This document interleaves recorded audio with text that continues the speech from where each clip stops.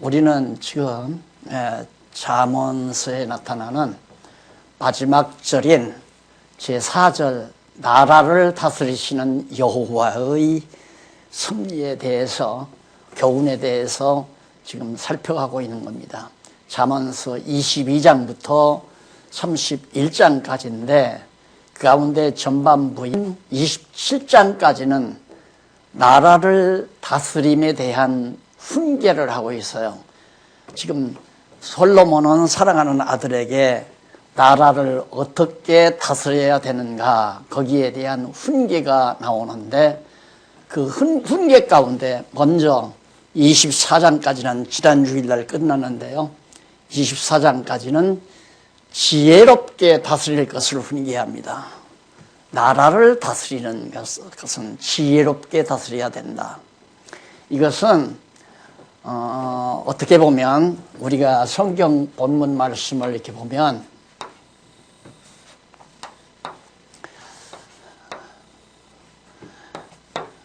다윗, 솔로몬, 여로보암, 르호보암. 솔로몬이 지금 르호보암에게 말하는 거거든요. 예, 솔로몬이 르호보암에게 더 나라를 지혜롭게 다스려야 된다라고 훈계했단 말입니다. 그런데 우리가 전체적인 상황을 잘 모르면 네가 지혜롭게 돼서 나라를 지혜롭게 다스려라, 이 말로 받아들여질 염려가 있습니다. 그게 아니고 솔로몬은 여호와께서, 나라를 다스리는 여호와께서 어떻게 나라를 다스리게 해주시는가, 그 훈계를 통해서 깨닫게 하는 거기 때문에 하나님께서는 지혜롭게 다스릴 것을 훈계하고 있습니다. 그러니까 하나님이 솔로몬이 르호보암에게 내게 지혜를 주어서 나라를 지혜롭게 다스리게 한다는 사실을 깨달아 알도록, 그러니까 여호와 하나님이 지혜를 주지 아니하면 지혜롭게 다스릴 수가 없는 거죠.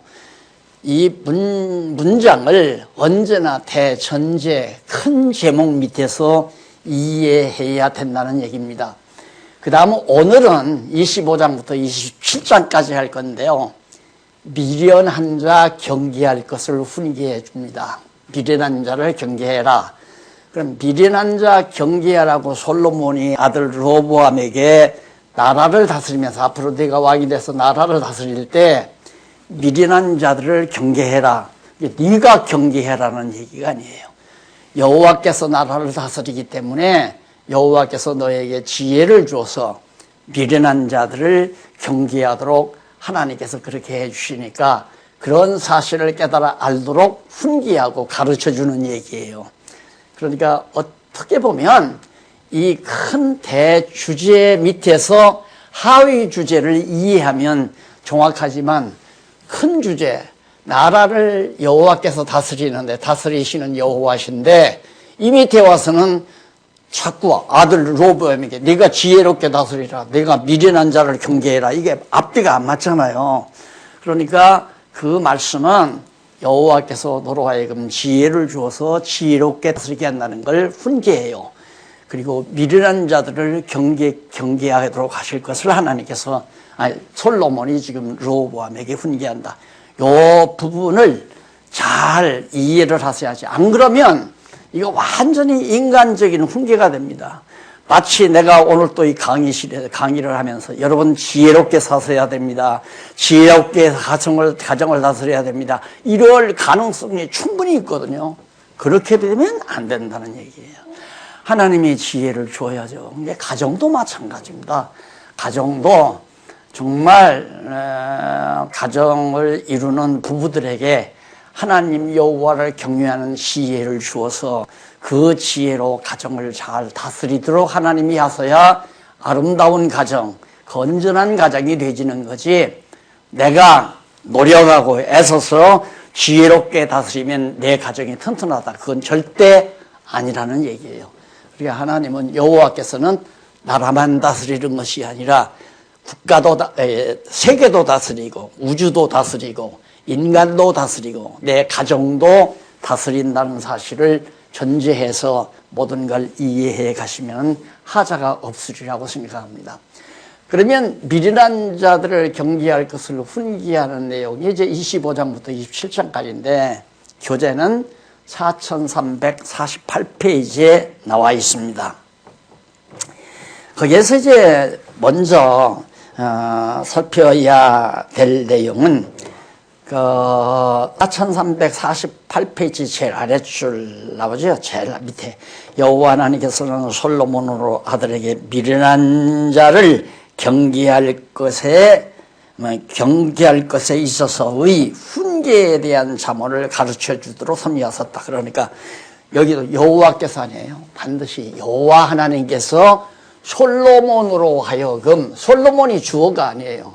하나님이 여호와 하나님께서 솔로몬으로 하여금 르호보암에게 바로 지혜로 나라를 다스릴 것을 훈계하도록 섭리하셨다. 그렇게 가르치도록 섭리하셨다. 그 말이에요. 자, 그래서 25장 1절로 7절에 보면 7절에 보면 왕 앞에서 신하가 지혜롭게 행동할 것에 대해서 가르칩니다. 왕 앞에서 신하가 지혜롭게 행할 것에 대해서 가르쳐주는 내용인데 이것도 솔로몬의 잠언이다. 이것도 솔로몬의 잠언이란 말은 지금 앞으로 나오는 여기 25장부터 그 이하까지 다 29장까지를 다 포함해서 바로 25장부터 29장 이제 앞으로 29장 나오죠. 27장 나오는데 다음에 공부할 것까지도 다 솔로몬의 잠언이다 그 말이에요. 그래서 유다왕 히스기야의 신하들이 편집한 것이다 그랬어요.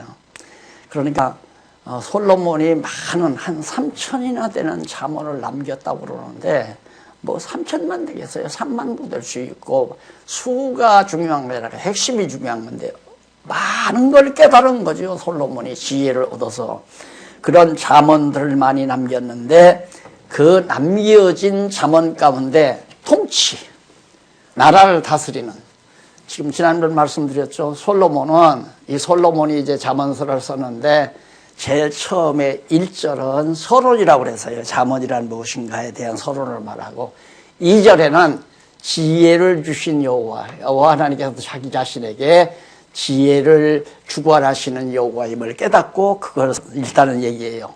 그 다음 왕가를 세우신 여호와 이거죠. 왕가를 세우신 여호와. 자, 그러니까 하나님께서 솔로몬에게 지혜를 주어서 다윗 왕의 뒤를 이어 왕가를 세워가도록 하나님께서 하셨다. 그것이 이제 3절 아니에요? 그리고 오늘 4절인데 4절은 왕가를 이렇게 세울 뿐만 아니라 앞으로 이 나라도 하나님이 다스려 가신다.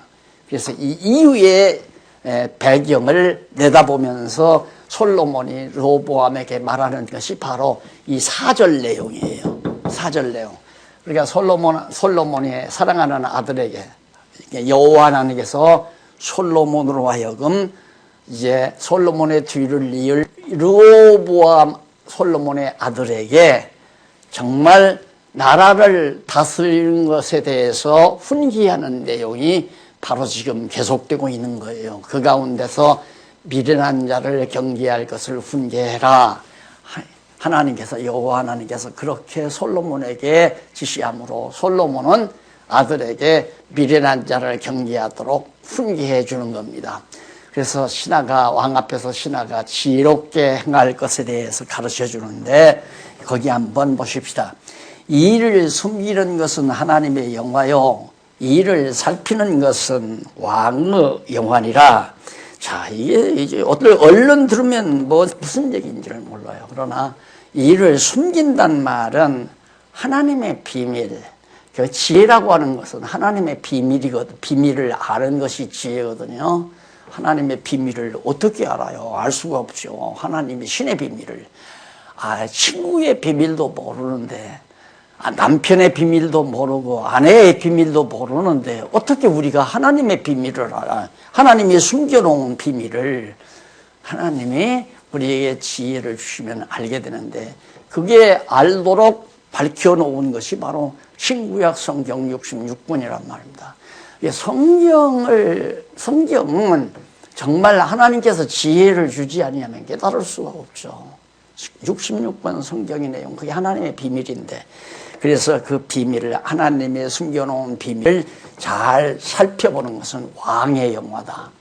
그 말은 뭐냐면 왕이 지혜를 얻어서 잘 아는 것이 왕의 영화다. 왕은 지혜가 없으면 하나님의 비밀, 하나님이 어떻게 나라를 어떻게 다스려 갈까 이걸 모르면 어떻게 왕 노릇을 하겠어요. 그래서 왕의 영화는 하나님의 비밀을 아는 것이다. 자, 그 다음에 또 3절에 보면 하늘의 높음과 땅의 깊음이 왕의 마음을 헤아릴 수 없느니라. 깊음같이 왕의 마음은 헤아릴 수 없는, 어떤 왕의, 하나님의 비밀을 잘 알고 있는 왕의 마음은 모른다. 알 수가 없죠. 그런데 거기 4절에 보면 은에서 찢기를 제하라. 그리하면 장색의 쓸만한 것이 나올 것이요. 은에서 찢기. 은 속에는 잡탕물이, 잡티가 섞여 있으면 안 되잖아요. 순은, 깨끗한 은으로 그렇게 만들어져야 장색이 아주 아름다운 물건을 만드는 것처럼 나라도 마찬가지예요. 나라도.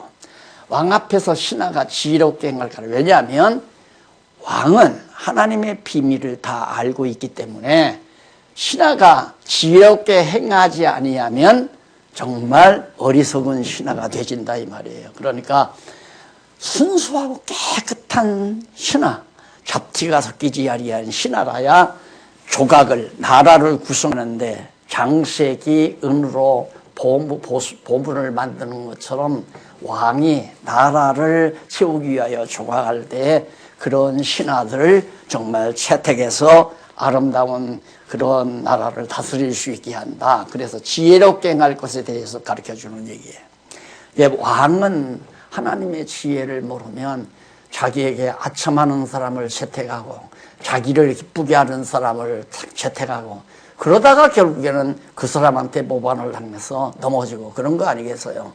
그러니까 왕은 적어도 하나님의 비밀을, 이 하나님께서 여기 비밀 숨겨놓은 거, 하나님의 비밀 뜻이죠. 하나님의 뜻을 잘 깨달은 지혜자가 네가 돼야 정말 신하를 하나 써도 올바른 깨끗한 잡티가 섞이지 아니하는 은처럼 잘 깨끗이 수정된 그런 도구로서 나라를 세워나갈 수 있다. 그런 뜻으로 지금 이걸 말하는 겁니다.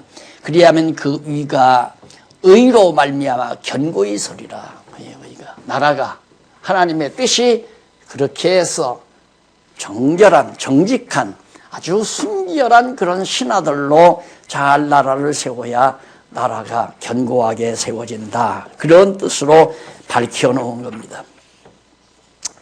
자, 그래서 여러분 여기 제가 한 말씀 드리고 갈 것은 이걸 강의를 하다 보면요 아쉬움이 참 많아요. 가장 제가 강의를 아주 잘하는 방법은 이 책을 읽어드리는 거예요. 그대로.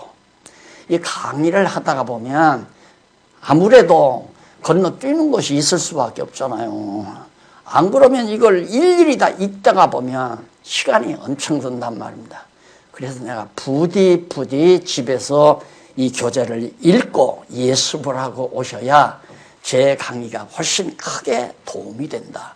제 강의는 전체를 묶어나가는, 전체를 아우르는데 포인트를 맞춰가지고 강의를 하고 아주 세밀하고 지엽적인 것들은 강론 내용에 자세하게 기록되어 있기 때문에 거기에 대한 욕심은 나한테 부리지 말고 교재를 통해서 꼭 여러분들이 얻으시면 대단히 감사하겠습니다. 두 번째로 8절로 19절까지는 이웃과의 다툼 및 이웃을 대하는 말에 대해서 가르쳐줍니다. 이웃이라는 게 뭡니까? 이웃이라는 게 바로 북쪽으로 갈려져 나간 이게 이웃이란 말입니다. 여러분, 이웃과의 관계를 어떻게 할 것이냐? 그러니까 이웃과의 다툼, 이건 아니다. 다투지 말아라. 이미 갈라져 나간 사람들과 다투어야 안 된다. 다투면 안 된다. 다투지 말고. 왜? 하나님께서 계획 뜻한 바 있어서 찢어 놓으셨으니까, 나누어 놓으셨으니까. 마찬가지예요. 가정도. 이 가정 비유도 들었지만, 부부가 마음이 맞지 않으면 서로 헤어져서 정말 사는 게 낫다고 여기에, 그게 이제 비유를 들어서 말하는 거거든요. 그저 하나로 만나서 그냥 네가 잘한다, 내가 잘한다, 네가 옳다, 내가 옳다 싸움할 바에야 정말 절대 그건 혼란만 일으키는 거죠. 혼란만. 그러니까 이웃과 다투지 말고, 그 다음 이웃을 어떻게 대해야 되는가, 이웃을 대하는 방법이 나오는데요. 거기 한번 읽어보실까요? 16절 한번 보실래요? 16절. 16절이 4352페이지 52페이지 위에서 다섯째 줄 앞부분에 나오네요. 이웃을 어떻게 대할 건가? 너는 꿀을 만나거든 조카리만큼 먹으라. 꿀을 만나면 조카리만큼 먹고 과식함으로 토할까 두려우니라. 그러면서 하는 얘기가, 갑자기 꿀 얘기가 왜 나오는가? 왜냐하면 17절. 너는 이웃집에 자주 다니지 말라. 그가 너를 싫어하며 미워할까 두려우니라. 이웃이 잘해주니까, 이웃이 잘해준다고 해서 자꾸 왔다 갔다 하게 되면 나중에는 싫어한다 이 말이에요. 그러니까 왔다 갔다 왕래하지 말라. 가서 대접할 때 꿀을 한번 만나고 이제 먹고 자주 드나들지 말아라. 그래서 친한 사람도 아주 우리가 이 친구를 사귀는 것도 너무 자주 만나게 되면 결국은 실증이 나게 되고 실수하게 되고 그런 경우도 많죠. 그러면서 하는 얘기가 두려우니라. 18절. 그 이웃을 쳐서 거짓 증거하는 사람은 방망이요 칼이요 뾰족한 살이니라. 너 자주 가서 남을 비난하고 욕하는 사람 말을 자꾸 들으면 그 칼이고 무서운 무기인 줄 알아라. 그러니까 남 비난하고 욕하는 사람 조심하라 이 말이죠. 그러니까 지금 네가 미련한 자가 어떠한 자이냐? 자, 원수를 대하는 올바른 태도 및 원수의 결국, 이웃을 대하는 말, 이웃을 어떻게 대할 것이냐? 이웃은 남을 비난하고 욕하고 험담하는 사람, 그런 사람은 경계해야 된다. 그런 얘기죠. 그러면서 19절. 환난 날에 진실치 못한 자를 의뢰하는 의뢰는 부러진 이와 유골된 발 같으니라. 아무 쓸모가 없다는 얘기죠. 환난 날에 진실치 못한 자. 어려움이 와지면 내 곁에서 남을 험담하고 비난하고 나를 위해주는 척하고 나를 존경하는 척하고 이런 사람들이 도리어 다 배반하고 떠난다. 도리어 그 사람들이 하나 쓸모가 없는 사람이 된다. 그러니까 그런데 너 노란하지 말아라. 그걸 가르쳐주면서 그 다음에 이제 20절로 28절은 원수를 대하는 올바른 태도 및 원수의 결국에 대해서. 당연하죠. 이게 원수 아니에요. 이웃도 되고 원수도 되고. 원수. 나라를 갈라가지고 반역하고 나갔으니까 원수 아니에요.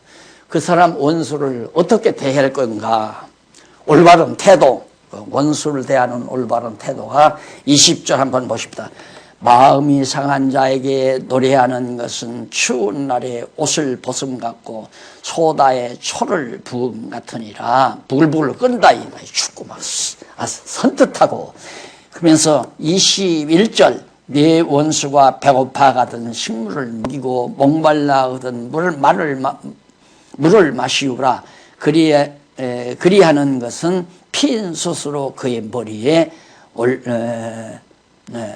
머리에 놓은 것과 일반이요 여호와께서는 내게 상을 주시리라.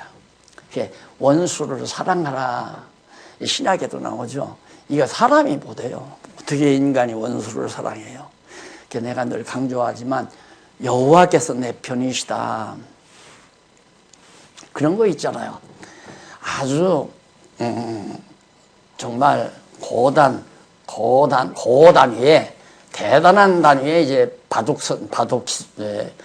선수가 앉아 있어요. 다 9단짜리가.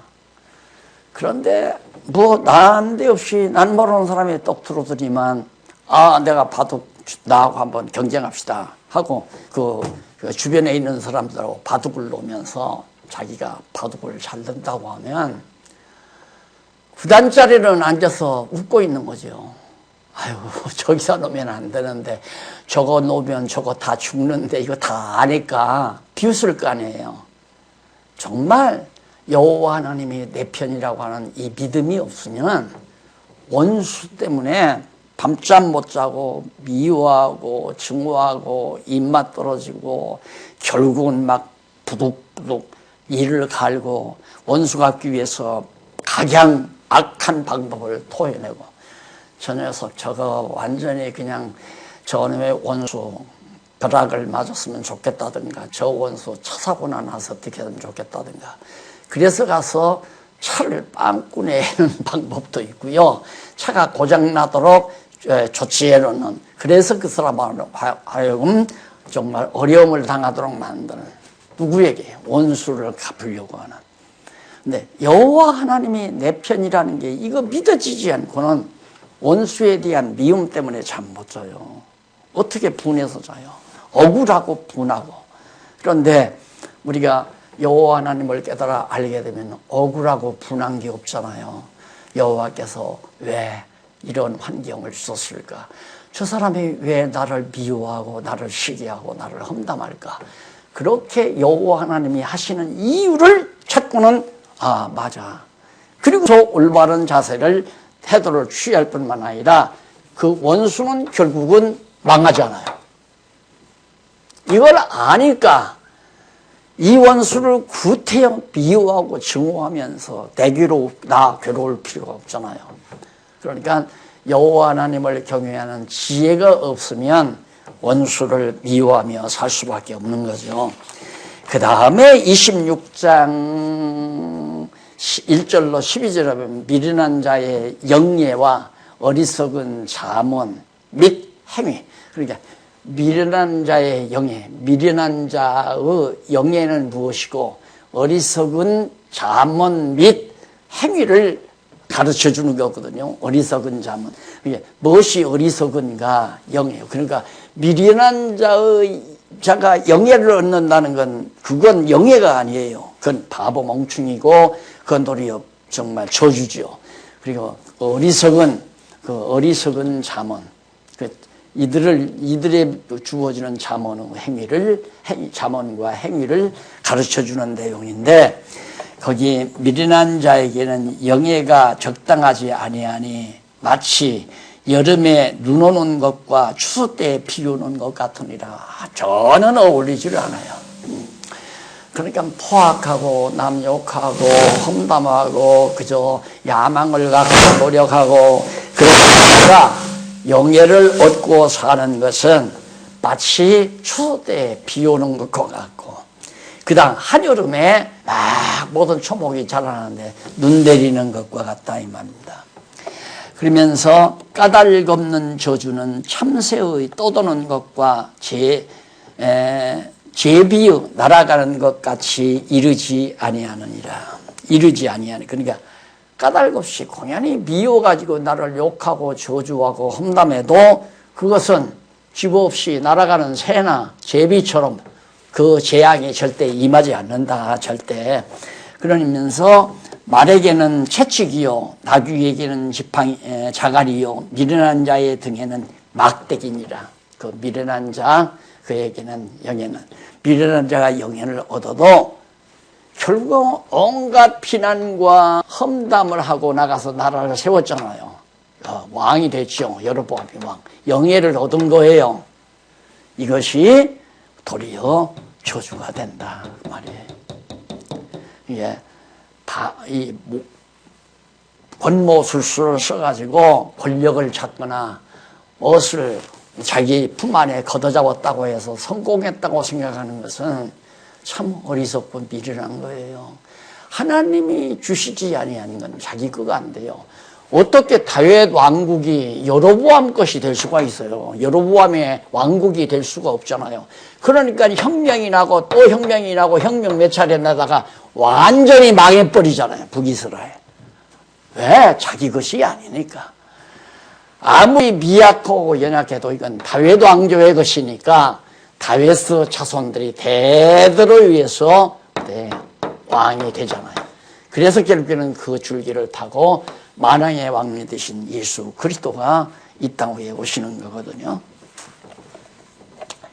그 다음 제26장 13절로부터 19절 여기 보면 게으른 자의 자세와 속이는 자의 행동에 대해서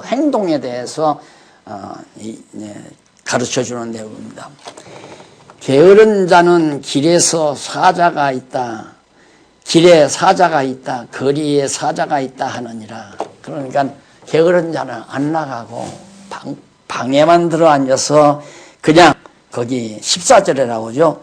문짝이 돌쭉 따라서 도는 것 같이 게으른 자는 침상에 누워서 뒹군다 이 말이야. 게으른 자는. 그러니까 부지런해. 게으른 자는 정말 나라를 잘 못 다스리는 거니까 부지런히 다스려야 되는데 게을러 가지고 백성들을 속이고 그래서 자기 영화만 누리는.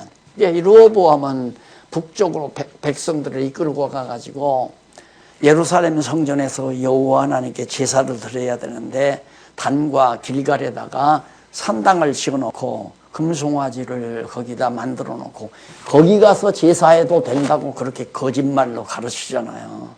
그러니까 권좌를 유지하고 하나님이 주신 자리가 아니라면 거짓말로 많은 백성들을 속여야 돼요. 그러니까 교회도 마찬가지예요. 교회가 하나님이 정말 세우시는 교회가 아니고 인간이 세우려면 그러니까 이단 교수들을 보세요. 막 거짓말 해가지고 막 사람들을 끌어모아서 치부하고 자기 영화 누리고 그게 다 교주들이 하는 행태 아닙니까? 그래서 솔로몬이 이렇게 게으른 자의 자세와 속이는 자의 행동에 대해서 가르쳐 준 거예요. 그 다음 20절로 28절에 보면 아첨하며 외식하는 자의 행동 및 결국에 대해서 계속 그게 나오잖아요. 왕이 되면 르호보암이 이제 왕위에 올라앉으면 나라가 견고하게 다스려져야 되잖아요. 그런데 만약에 신하들이나 백성들이 왕 앞에 가서 여로보암이 이제 나는 세금을 적게 거두고 잘 먹고 잘 살게 해주겠다. 그러니까 백성들이 다 따라가서 거기에서 아첨하고 거기에 충성하고 그를 존경하고 그를 왕으로 모시고 이렇게 여로보암이 이제 권좌와 영예를 얻은 거란 말입니다. 그러나 결국 망하게 되잖아요. 그 왕국은. 남쪽 유다 르호보암 너는 그래서는 안 된다. 아첨하는 자, 외식하는 자 절대 조심해라. 그래서 정말 앞에서 손 비비는 사람은 그리고 정말 아첨하는 말로 듣기 좋은 말만 해주는 이런 것은 아름답지 못하다 하는 그런 의미로 말하는데 거기 한번 오죽하면 게으른 자는 15절 보니까 게으른 자는 그 손을 그릇에 놓고도 입으로 이렇게 들어 올리기를 괴로워해요. 그게 가만히 둬서 그냥 집어넣기를. 공부하는 것도 마찬가지예요. 성경 공부하는 것도 성경 보기 싫으니까 성경 보면 무슨 얘기인지 모르니까 그거 무슨 뜻인지 알려면 강론집을 봐야 되겠는데 강론집은 분량이 더 많잖아요. 그러니까 아예 보기 싫으니까 가만히 누워서 눈 감고 이렇게 들려오는 소리만 누워서. 여러분 성경을 하나님의 지혜를 위해서 깨달았어도 40년 동안을 정말 성경을 상고하면서 기록해 놓은 것은 그게 무슨 정말 남들 듣기 좋은 이야기, 또 남들이 요구하는 말, 읽고 싶은 그런 내용들을 쓴 것이 아니라 성경은 바로 이런 뜻입니다 하고 꼬박꼬박 그것도 내 손으로 일일이 하나하나 기록을 했으면 자세히 읽었어야 돼요. 자세히 하나하나 읽다가 보면 자기 물리가 터져요. 지혜가 열려요. 지혜가. 그런데 대충 언제 그걸 다 읽어? 언제 다 읽어? 이러고 그냥 자꾸 여기서 조금 저기서 조금 뭐 인터넷에 들어가서 조금 듣고 오늘 조금 듣고 내일 조금 듣고 백날 죽는 날까지 그렇게 공부해도 그렇게 게으른 자세로 공부를 하면 깨달아지지 않는다 이 말이에요. 사람이 얼마나 약삭빠른데요. 그냥 짧은 시간에 많은 걸 얻고 싶어 하거든요. 짧은 시간에 많은 걸 얻고 싶어 한다. 막 그렇게 안 돼요. 되질 않는단 말입니다. 성경만 읽어도 1년에 한 번 읽기가 힘든데 이제 생활의 양식으로 먹어야 돼. 생활에 매일같이 차근차근 하루에 2장, 3장씩 쫙 매일 시간 정해놓고 쫙 읽어가면서 부지런히 그래야 하는데 백성 다스리는 것도 그렇게 다스려야죠. 게을러가지고 나라 못 다스린다. 그리고 아첨하며 외식하는 자 행동 조심해라. 자, 이것이 이제 28절까지 26장까지의 가르침이었습니다. 26장까지. 자, 그 다음에 이제 마지막 27장은 1절로 10절에 보면 자랑하지 말아야 할 것과 이웃이 낳은 까닭을 가르쳐주는 내용입니다. 가르치는 내용입니다. 자랑하지 말아라.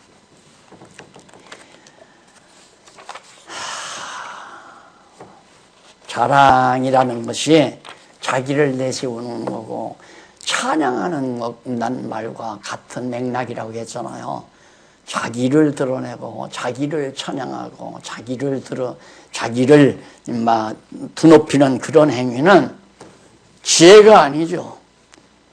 여호와 하나님께서 솔로몬으로 하여금 지혜롭게 하신 것이지 솔로몬 자기 자신이 지혜롭게 된 게 아니잖아요. 그러니까 여호와 하나님이 하셨다고 생각하면 자기 자랑이 안 나가죠. 여호와 하나님께 대한 감사가 나가죠. 감사와 감동이 앞서지 내가 제일 잘한다. 내가 아니면 안 된다. 내 거가 참 좋다. 자기 거가 제일 잘했다. 이렇게 자기를 내세우는 것은 어리석은 짓이란 말입니다. 성경은 이것이다. 성경은 이런 뜻이다. 그걸 밝혀놓은 거란 말입니다. 그걸. 그래서 27장 1절로 10절에 보면 자랑하지 말아야 할 것과 이웃이 낳은 까닭을 말하는데 왜 자랑하지 말아야 되나? 1절 보세요. 너는 내일 일을 자랑하지 말라. 하루 동안에 무슨 일이 일어날는지 네가 알 수 없음이니라. 미래를 모르니까. 1시간 후에도 모른단 말입니다. 후에도. 내일 일을 우리가 어떻게 알아요? 하나님이 어떻게 인도해 가실지 모르니까. 내일 코로나가 정말 팍 줄어가지고 한 자릿수대로 줄어들을지 안 그러면 세 자리 숫자로 다시 올라설지 누구도 알 수가 없단 말입니다. 그런 것들도. 그런데 우리는 내일을 장담을 나는 반드시 성공한다.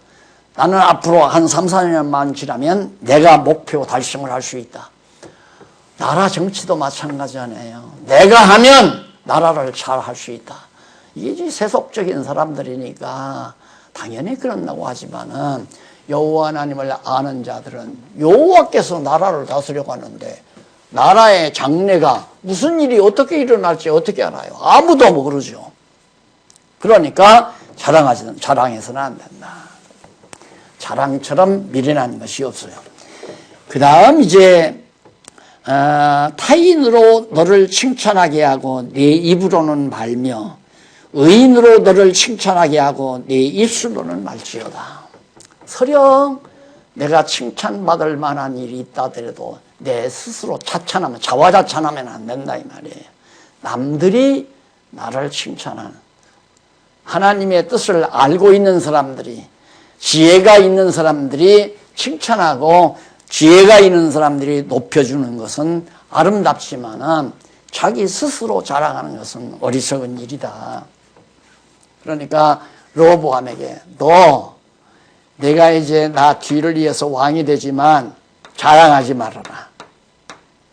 왜? 여호와 하나님께서 너를 내 아들이기에 하나님께서 너를 이스라엘의 유다 왕으로 세워주셨으니까 남들로 하여금 왕을 섬기게 하고 왕을 높여주도록 만들어 가야 된다. 그런 뜻이에요. 그 다음 3절에 보면 돌은 무겁고 모래도 가볍지 아니하거니와 미련한 자의 분노는 이 둘보다 무거우니라. 미련한 자, 미련하면 여호와 하나님을 깨닫지 못한 자, 무겁다 이 말이에요. 여로보암은 미련한 자예요. 미련한 자. 미련한 자 여로보암은 참 돌보다도 모래보다도, 그러니까 모래도 작지만 가볍지 않아요. 그러니까 모래도 물에 놓으면 가라앉고 바위도 큰 돌도 가라앉잖아요. 무거우니까. 그런데 바로 정말 신하들이나 왕 여로보암이나 이거 다 굉장히 무거운 사람들이다. 그러니까 이들로부터 정말 어떤 행동이 온다 할지라도 너는 정말 그들을 경계해야 된다. 그런 뜻으로 지금 밝혀 주는 거거든요. 그 다음에 이제 거기 이웃이 낳은 까닭에 대해서는 5절 한번 보실래요? 5절에 보면 밑에 4365페이지 밑에서 성경 구절 밑에서 네 번째 뒷부분에 나오네요. 면책은 숨은 사랑보다 나으니라. 면책, 이웃이 낳은 까닭. 그러니까 좋은 이웃 같으면, 또 좋은 친구 같으면 나를 책망해주는, 얼굴 앞에서 당신 이것은 잘못이더라고 면책해주는 게 참 좋습니다. 그게 남이 없는 데서 면책이라고 하는 건 그건 험담이에요. 본인이 없는 데서 본인의 잘못을 얘기한다거나 본인이 행동을 이렇게 했으면 좋겠다고, 이런 문제는 이렇게 했으면 좋겠다고 말하지 아니하고 남들에게 본인이 없는 상태에서 그런 것을 지적하는 것은 험담이란 말입니다. 비난이고 험담. 그래서 면책은 정말 여기서 너무 좋은 거라고 그랬잖아요. 자, 여기 5절. 면책은 숨은 사랑보다 낫다. 사랑보다도 면책이 낫다 이 말이에요. 그러니까 지적해 주는 거. 아, 이건 잘못입니다. 이건 정말 좋지 않습니다. 이렇게 딱 얘기하는 것은 중요한 것이다. 그래서 6절. 친구의 통책은 충성에서 말미암은 것이나 원수의 자주 입맞춤은 거짓에서 나는 것이다. 속으로는 내가 언젠가는 내가 너를 이겨먹을 거야 하고 정말 야망을 가지고 있으면서 겉으로는 그저 친절한 척, 존경하는 척, 그저 아마 충성하는 척하고 아첨하면서 그렇게 입맞추어 주는 것. 그러니까 가룟 유다가 입을 맞췄잖아요. 다른 제자들은 입 맞췄다는 데가 없어요. 그래서 가장 가까이 있는 친구들 가운데 아첨꾼. 그죠? 어디 가서 누가 나를 욕했으면 거기 가서 그 욕한 사람 딱 듣고 와서 나한테 와서 안무개가 당신을 이렇게 욕하더라. 당신을 이렇게 비난하더라. 이런 전가를 해주면 아주 자기 편인 줄 알고 좋아하잖아요.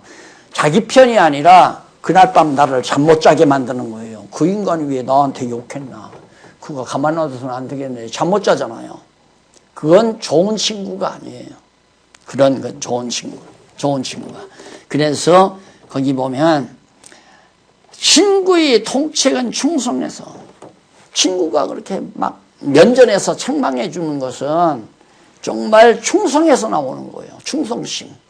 정말 사랑보다 더 좋은. 그러나 정말 원수의 아침 자주 입맞춤은 거기에서 난다. 배부른 자는 꿀이라도 싫어하고 줄인 자에게는 쓴 것이라도 다니라. 본향을 떠나 유리하는 사람은 보금자리. 우와, 달광조를 떠나 나가서 유리하는 북이스라엘 여로보암을 말하는 거죠. 보금자리 떠나면 그건 방랑계가 아니에요. 방랑계. 그러다가 망하는 거죠. 그래서 우리가 그리스도 안에서 늘 안정스럽게 산다고 하는 것은 매우 중요한 거죠. 항상 그리스도의 통치를 받으면서 하늘의 지혜자로 오신 지혜자의 통치 받으면서 사는 거. 그래서 11절로 22절에 보면 지혜를 얻어야 하는 까닭과 사람 분별에 대해서 가르쳐 줍니다. 인간을 분별할 줄 알아야 한다. 사람을 분별하는 건 우리는 뭐 인사 잘하고 아첨하고 그냥 듣기 좋은 말만 해주고 칭찬해주고 내세워주고 드높여주고 위험한 거예요. 그게 이제 사람 분별할 줄 모르는 거죠. 자, 그래서 거기 11절로 22절 보십시다. 11절로 22절. 지혜를 얻어야 하는 까닭이 11절 한번 내 아들아 지혜를 얻고 내 마음을 기쁘게 하라. 그리하면 나를 비난하는 자에게 내가 대답할 수 있겠노라. 나를 비난하는 자에게. 그러니까 내 아들 로보암아 너 지혜를 얻고 내 마음을 기쁘게 하라. 네가 여호와 하나님을 경외하면 그 이상 나를 기쁘게 할 수가 없다. 추석날 선물 사들고 와서 넙죽이라면서 선물 주어야 내 마음이 기쁜 게 아니라 너 로보암아 너 여호와 잘 경외해라. 지혜를 얻으라. 그러면 내가 그 이상 마음에 기쁜 것이 없다. 그 얘기예요. 예, 지혜의 자는 지혜를 좋아하는 거죠. 그러나 너 여호와 경외하기를 배워라. 그런 얘기합니다. 슬기로운 자는 재앙을 보면 숨어 피하여도 어리석은 자들은 나아가다가 해를 받느니라. 이게 재앙 아니에요. 나라가 지금 막 두 쪽에 갈라졌는데 여기에서 앞장서서 나타나가지고 한번 야, 이 판에 나도 한번 권력 잡아보자. 이 어리석은 자들이 아니에요. 이럴 때일수록 잠잠하게 오직 여호와 하나님만 경외하고 하나님의 뜻만을 기다리는 것이 지혜의 근본이고 지혜자의 올바른 태도다. 그리고 사람 분별에 대해서는 14절 한번 보실까요? 14절에 14절이 아니고 20절 보십시다. 20절. 20절은 성경 본문 밑에서 네 번째, 다섯 번째,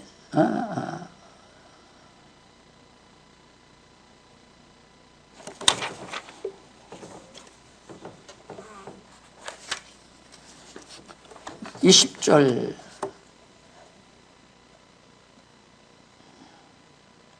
19절부터 보십시다. 물에 비추이면 얼굴이 서로 같은 것 같이 사람의 마음도 서로 비추느니라. 인간의 마음이 음부와 유명은 만족이 없고 사람의 눈도 만족이 없다. 인간은 만족치 못하는 사람, 약간 불만을 가지고 있고 짜증을 잘 내고 그저 만족하지 못하는 사람이 위험한 사람이다. 그 말이죠. 굉장히 위험한 사람이다. 그러면서 거기 21절 도가니로 은을 불무로 금을 칭찬으로 사람을 시련하느니라. 하나님이 어려움을 많이 주는 사람은 정말 순금이 된다 이 말이죠. 은도 많은 시련을 겪어야 순수한 은이 되고 금도 마찬가지고. 그러니까 세상을 크게 고생하지 않고 그저 정말 부모 덕이나 선배의 덕이나 그저 성공해버리면 아주 자기 잘난 척하는 거죠. 많은 시련을 겪을수록. 근데 우리는 시련 겪는 것을 싫어하잖아요. 보세요. 다윗도 얼마나 많은 시련을 줬습니까? 솔로몬도 사실은 아버지 덕을 많이 보기는 했지만은 솔로몬 하나님이 지혜를 주어서 잘 깨달았죠. 예, 하나님이 이 이스라엘 민족 아브라함 때부터 엄청난 시련을 그 민족들에게 주잖아요. 이것이 다 하나님의 백성 만들어가는 중요한 하나님의 섭리입니다.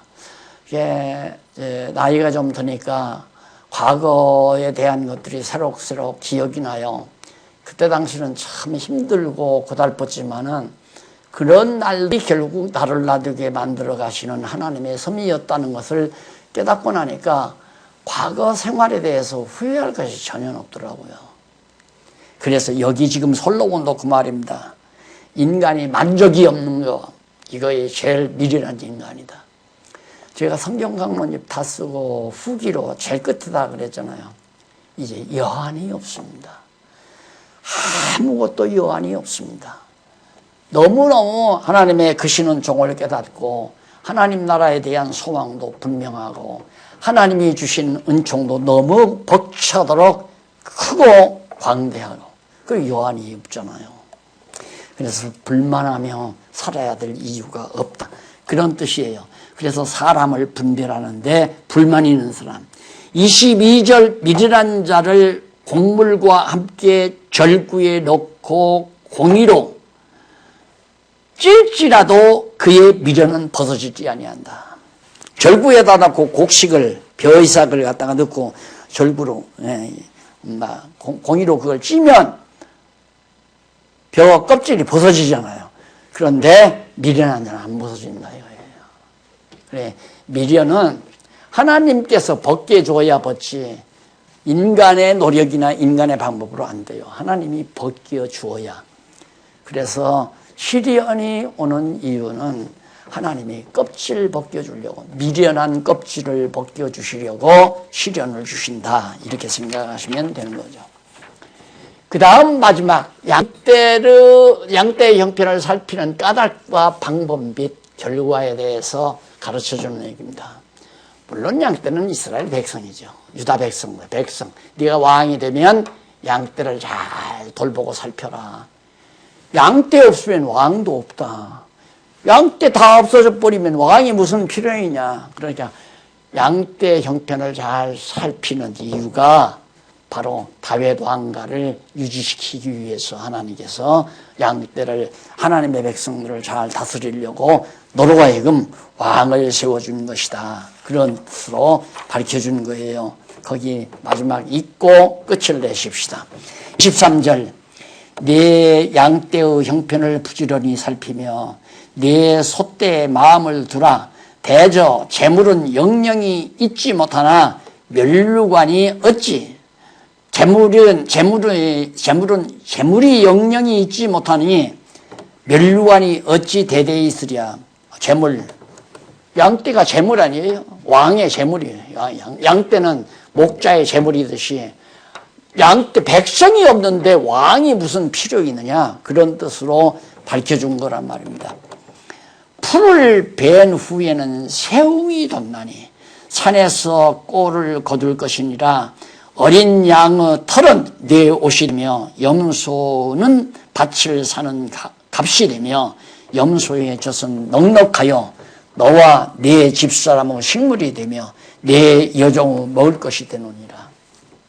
백성 잘 편안하게 아주 영양가 있게 풀 베면 또 새움이 되었고 돋고 그러니까 또 먹이고 또 먹이고 잘 신령한 양식으로 하나님의 백성들을 잘 기르고 먹이라고 하는 것.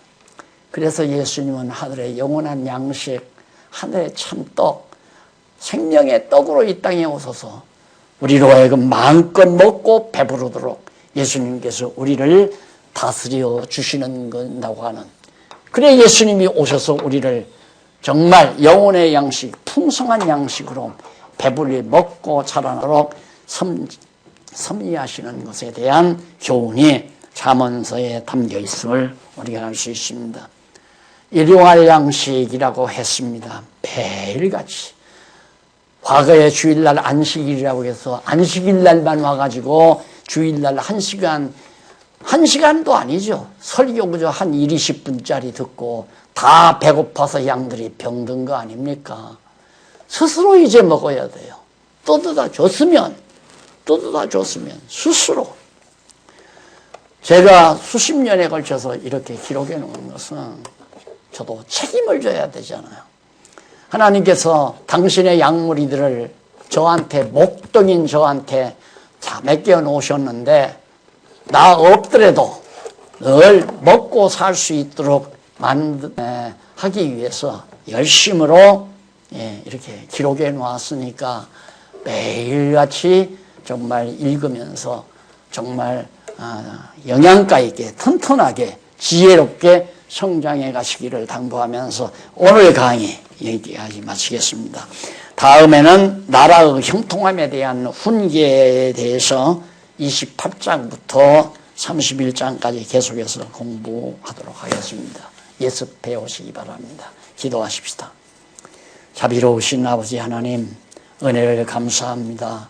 하나님께서 지혜의 말씀으로 저희에게 허락해 주셔서 날마다 영혼의 양식으로 배불리며 살 수 있게 하심을 감사드립니다.